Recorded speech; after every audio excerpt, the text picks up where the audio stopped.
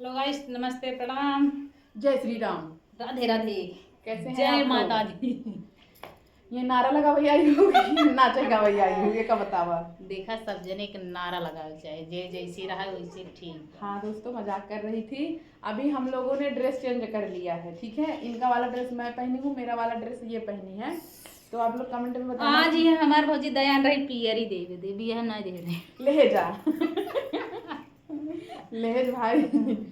तो भैया हरे कमेंट में जरूर बतावल जाए, कहे कि हम कहे थोड़ा लुक चेंज हो जाए, एक कई कपड़ा एक कई उथम अच्छा मजा नहीं आता रहा। तो हमसे चेंज कैली है, अब हमसे चलते ही मजेदार गीत गावई। तो मंजू मोहिनी वाला गीत गावल जात है। आप सब कमेंट में बताइए जो खुशबू रानी मंजू मोहिनी गाए रहे उहे कंचन मौर्य और सुल्तानपुर के सपना जी। तो आप सब कमेंट में बताओ जाए कैसन लागे। चलो शुरू करा। अरे कवनो अखिलिया बताऊ तुमोरे ननदो सैया मिललाया ना बोलावाना। कवनो अखिलिया बताऊ तुमोरी ननदो सैया मिललाया ना बोलावाना। अरे दलिया में नुनवा चाटक कैदा भौजी, दलिया में नुनवा चाटक कैदा भौजी। घर जाऊ पारे भैया बोली है ना, रे दलिया में नुनवा चाटक कैदा भौजी। घर जाऊ पारे भैया बोली है ना। अरे खाई के खियाई के निकली गबे मनावा। अरे खाई के खियाई के निकर गबे मनावा। तबहू ना बोलैया नाड़ी बाहा। खाई के खियाई के निकल गबे मनावा। तबहू ना बोलै अनाड़ी बा। अरे कौन किलिया बताऊ तुमोरी ननदो सैया मिललाया ना बोलवाना। हाँ कौनो किलिया बताऊ तुमोरी ननदो सैया मिललाया ना बोलवाना। अरे सजिया से तकिया हटावा मोरी भौजी, सजिया से तकिया हटावा मोरी भौजी। घर जाऊ पारे भैया बोली है ना। अरे सुत के सुताई के निकल गबे मनावा।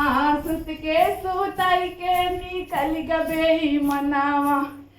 तबहू ना बोलैया नाड़ी ना। रे सुती के सुताई के निकल गबे मनावा। तबहू ना बोलैया नाड़ी ना। रे कवनो किलिया बताऊ तुमोरी ननदो सैया मिललाया ना बोलवाना। अरे कुआना से लुजरी हटावा मोरी भौजी, कुआना से लुजरी हटावा मोरी भौजी। घर जाऊ पारे भैया बोली है ना। कुआना से लुजरी हटावा मोरी भौजी। घर जाऊ पारे भैया बोली है ना। अरे खिंच का बात है। अरे पी आई के निकल गबे मनावा। पी आई के निकल गबे मनावा। तबहू ना बोलैया नाड़ी बाय। रे पी आई के निकल गबे मनावा।